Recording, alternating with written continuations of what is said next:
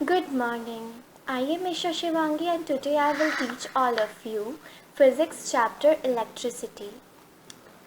First of all, electricity. The first topic is electric potential. आखिर electric potential होता क्या है और पोटेंशियल डिफरेंस क्या होता है?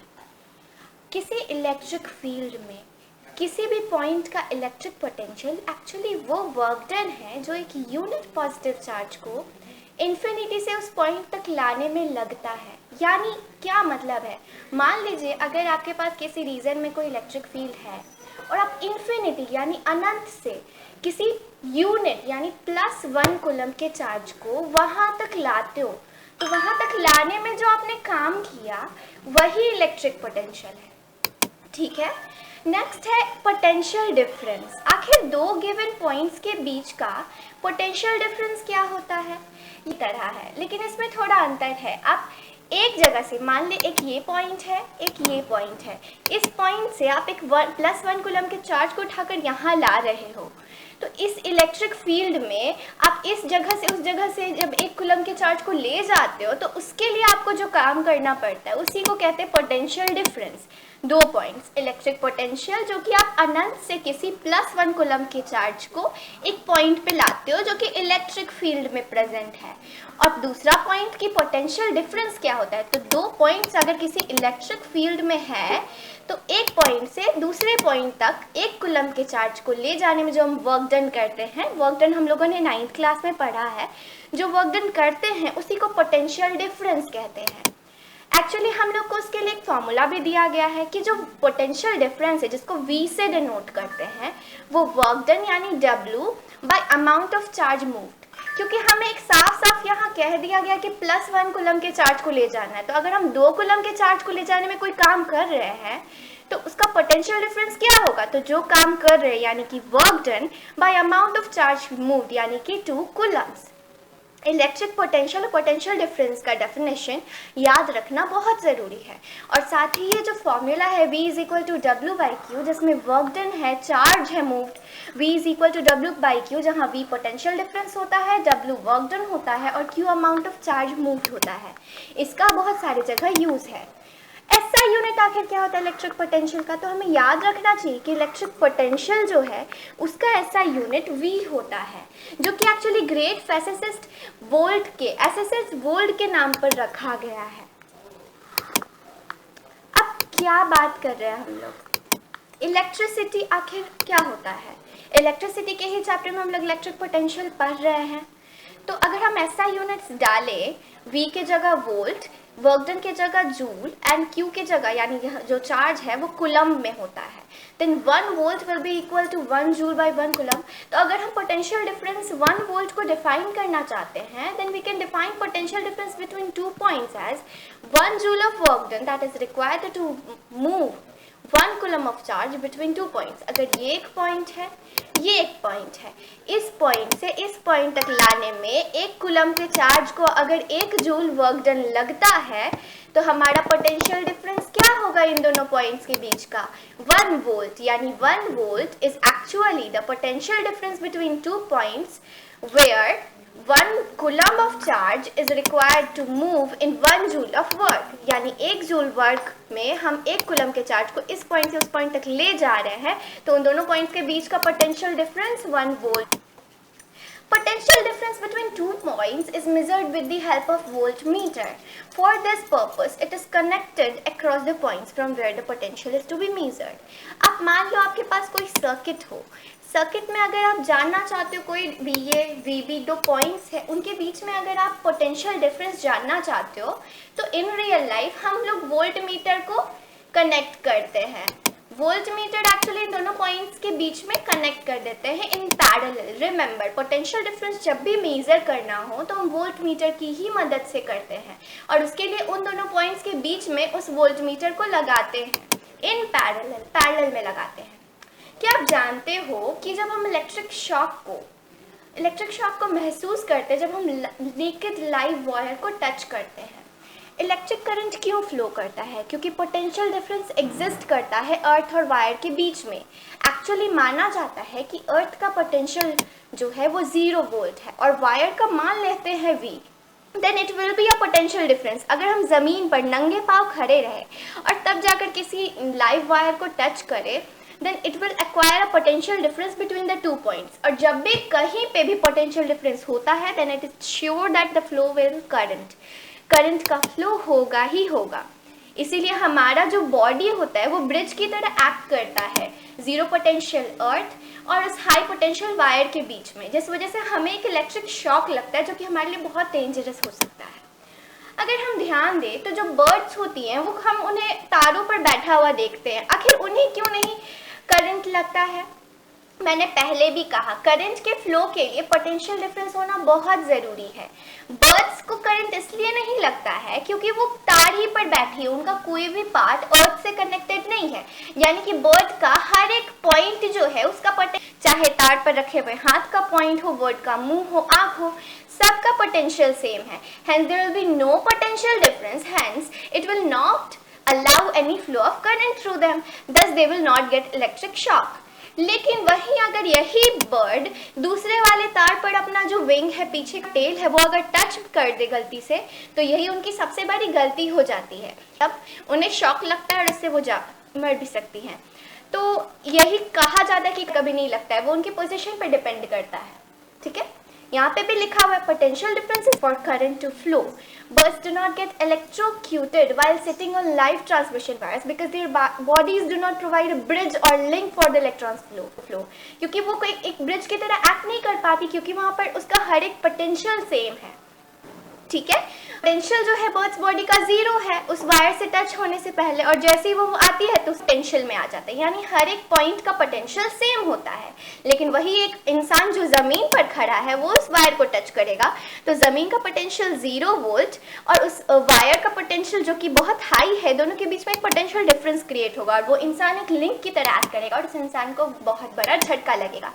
लेकिन अगर कोई इंसान चार झटका खाए, अगर वो कहीं पर भी टच हो, the most important topic of this chapter, electricity जो होती है वो उसे एक लिंक चाहिए होता है इसे फ्लो करने के लिए। आखिर करती है, आखिर एक करंट में होता क्या है?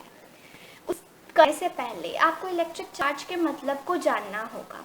किसी भी बॉडी में डिस्ट्रीब्यूशन ऑफ चार्ज कूलम्स में मेजर करते हैं। कूलम्स एक्चुअली यूनिट है चार्ज का। चार्ज कोई पॉजिटिव या नेगेटिव वैल्यू किसी बॉडी पे, अगर कोई भी बॉडी अपने n इलेक्ट्रॉन्स किसी को दे देता है तो उस पर n प्लस चार्ज आता है, और अगर वो n इलेक्ट्रॉन्स ले लेता है तो n माइनस आता है। इसी से क्वांटाइजेशन ऑफ चार्ज है, चार्ज दिया गया है। The quantization of charge requires that the charge on a body always remain the integral multiple of charges in an electron.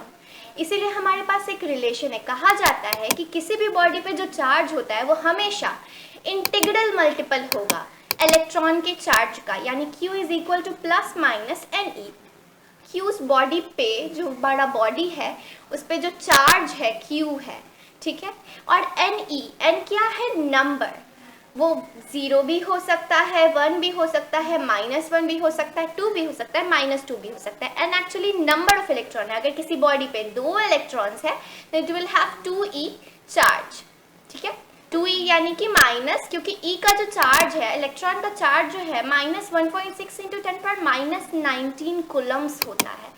हमें याद रखना चाहिए कि एक इलेक्ट्रॉन का जो चार्ज होता है वो -1.6 × 10⁻19 कूलम होता है।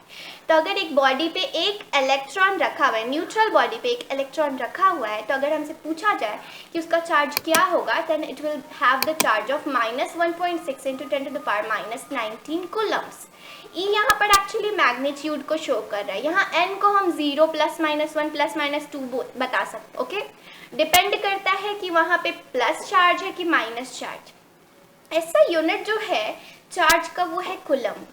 अगर हमसे पूछा जाए कि एक कूलम ऑफ चार्ज में कितने इलेक्ट्रॉन्स होते हैं, तो हम इसे निकाल सकते हैं कि एक इलेक्ट्रॉन में अगर 1.6 ×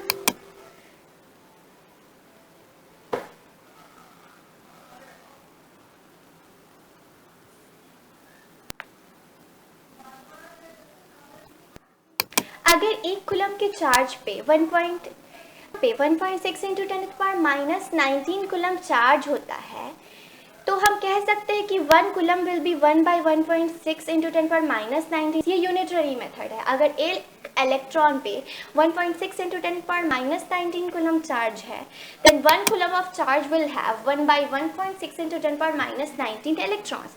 इसको जब हम आगे सॉल्व करते हैं तो हमें नंबर ऑफ इलेक्ट्रॉन्स मिल जाता है। अब बात आता है इलेक्ट्रिक करंट का। क्योंकि हम चार्ज समझ चुके हैं तो हमें इलेक्ट्रिक करंट बहुत आसानी से समझ में आ जाएगा। The directed flow of negative charges, यानी कि इलेक्ट्रॉन्स। आपको याद रखना होगा कि इलेक्ट्रॉन्स नेगेटिव चार्जेस होते हैं और प्रोटॉन्स पॉजिटिव। तो जो डायरेक्टेड फ्लो होता है नेगेटिव चार्जेस का, यानी नेगेटिव डायरेक्शन जो है, मतलब नेगेटिव चार्जेस जो जिस डायरेक्शन में चल रहे हैं, अगर नेगेटिव चार्जेस किसी डायरेक्शन में चल रहे हो एक वायर में, तो वो एक इलेक्ट्रिक करंट कंस्टिट्यूट करेगा। एक करंट तभी फ्लो होगा जब एक क्लोज्ड लिंक प्रोवाइड हो, यानी कि सर्किट क्लोज्ड हो, उसमें कहीं भी कोई फ्लॉ ना हो, कहीं पे भी कोई भी वायर ब्रेक्ड ना हो, ना ही कोई भी स्विच ओपन हो। यानी सर्किट को क्लोज होना होगा अगर किसी करंट को फ्लो करना है तो। इसी लिंक को हम लोग इलेक्ट्रिक सर्किट कहते हैं, यानी वही लिंक को हम इलेक्ट्रिक सर्किट कहते हैं जहाँ कहीं बल्ब लगा होता है, कहीं स्विच होता है, और अगर वो क्लोज्ड होता है तो बैटरी से करंट फ्लो करता है। एक इलेक्ट्रिक करंट एक्चुअली एक कंटिन्यूअस पाथ है इलेक्ट्रॉन्स के फ्लो के लिए। इलेक्ट्रॉन्स इसमें फ्लो करते हैं E-, यानी कि इलेक्ट्रॉन्स ये शो करने का तरीका है, और इसी तरीके से एक इलेक्ट्रिक करंट कंस्टिट्यूट होता है। अगर हमसे पूछा जाए कि इलेक्ट्रिक करंट का मैग्नीट्यूड क्या है, तो उसका भी डेफिनेशन है the amount of electrons passing through a cross sectional area of the wire with in a given interval of time. मान लीजिए ये हमारा कोई एरिया है, यहाँ से इलेक्ट्रॉन्स जो है वो पास कर रहे हैं, ठीक है। तो एरिया मान लीजिए ए है, ये क्रॉस सेक्शनल एरिया। इससे कितने, मान लीजिए अगर t सेकेंड्स में इससे q इलेक्ट्रॉन्स पास करते हैं, q यहाँ अमाउंट ऑफ इलेक्ट्रॉन्स है, यानी अगर हम q याद होना चाहिए, q is equal to Ne, यानी q is the charge on the electrons. अगर 2 इलेक्ट्रॉन्स है then it will B 2e। तो q बाई t, यानी q यहाँ अमाउंट ऑफ इलेक्ट्रॉन्स है जो क्रॉस सेक्शनल एरिया से t सेकेंड्स में पास कर रहा है, और t वो टाइम, यानी अगर t सेकेंड्स में q इलेक्ट्रॉन्स पास करते हैं, q सिर्फ इलेक्ट्रॉन नहीं है, q Ne है। Ne एक्चुअली ये q चार्जेस है, कितने चार्जेस फ्लो कर रहे हैं, अमाउंट ऑफ चार्जेस एक्चुअली। तो it will B coulomb per second. Coulomb per second he unit होता है, तो इसीलिए करंट का यूनिट एम्पियर माना जाता है, जो कि बहुत बड़े फिजिसिस्ट एंड्रे मैरी एम्पियर के नाम पर रखा गया। ऐसा यूनिट चार्ज का कूलम और टाइम का second, hence 1 ampere will be equal to 1 coulomb by 1 second. तो अगर हम 1 एम्पियर को डिफाइन करना चाहे तो वो 1 coulomb of charge flowing through a conductor in 1 second. अगर किसी कंडक्टर में, मान लीजिए हमारे पास एक कंडक्टर है, 1 सेकेंड में अगर उसके क्रॉस सेक्शनल एरिया से 1 कूलम ऑफ चार्ज फ्लो करता है, रिमेंबर ऊपर q है यानी कि चार्ज और नीचे टाइम, तो 1 कूलम ऑफ चार्ज अगर 1 सेकेंड में मूव करता है तो जो करंट होगा वो कंस्टिट्यूट करेगा वो 1 एम्पियर होगा। अब एमीटर, हम जिस तरीके से पोटेंशियल डिफरेंस को मेजर करने के लिए वोल्ट मीटर का यूज़ करते हैं, उसी तरह हम करंट को मेजर करने के लिए आमीटर का यूज़ करते हैं। हमें याद होना चाहिए कि पोटेंशियल डिफरेंस मेजर करने के लिए जो वोल्ट मीटर यूज़ करते थे वो हम पैरेलल में करते थे, लेकिन हम आमीटर को सीरीज में करते हैं। वोल्ट मीटर को V से डिनोट करते हैं, आमीटर को A से, ठीक है। तो इसको हमेशा सीरीज में करते हैं। The ammeter is always connected besides the electric components of a circuit. ये हमें अमाउंट ऑफ करंट बताता है कितना फ्लो कर रहा है। जब भी हम कोई भी करंट मेजर कर रहे हैं, ज़्यादातर केसेस में, मतलब कुछ केसेस में वो बहुत कम होता है, मिली एम्पियर्स, माइक्रो एम्पियर्स। तो आपको याद हो रखना चाहिए यूनिट्स कि 1 milli ampere is equal to 10⁻³ ampere and 1 micro ampere 6 ampere, ठीक है। अगर हमसे पूछा जाए कि हम करंट का डायरेक्शन क्या लें, तो आपको याद रखना होगा ये जो बड़ा वाला लाइन होता है ये एक्चुअली बैटरी का पॉजिटिव टर्मिनल होता है, और जो छोटा वाला लाइन होता है वो बैटरी का नेगेटिव टर्मिनल। और जो इलेक्ट्रॉन्स होते हैं यानी कि E-, क्योंकि वो माइनस है तो वो प्लस की तरफ ही जाएगा, तो इलेक्ट्रॉन्स जो होते हैं वो माइनस से प्लस की तरफ जाते हैं, यानी negative terminal to positive terminal. और कन्वेंशनली हम मानते हैं कि इलेक्ट्रिक करंट का जो डायरेक्शन है वो इलेक्ट्रिक चार्ज के डायरेक्शन के अपोजिट होता है, यानी इलेक्ट्रॉन का जो डायरेक्शन है उसके अपोजिट होता है इलेक्ट्रिक करंट का डायरेक्शन, मान लिया है हमने। Hence the direction of flow of current will be from positive to negative terminal. हमें हमेशा याद रखना चाहिए कि किसी भी सर्किट में करंट का जो डायरेक्शन होता है वो बैटरी के पॉजिटिव टर्मिनल से नेगेटिव टर्मिनल तक होता है। ठीक है, आज हम यहीं तक बताएंगे, नेक्स्ट वीडियो में आगे पढ़ाएंगे। Thank you. हमारे चैनल को सब्सक्राइब कीजिए, शेयर कीजिए, लाइक कीजिए और वीडियोस के लिए बेल बटन भी दबाइए। Thank you.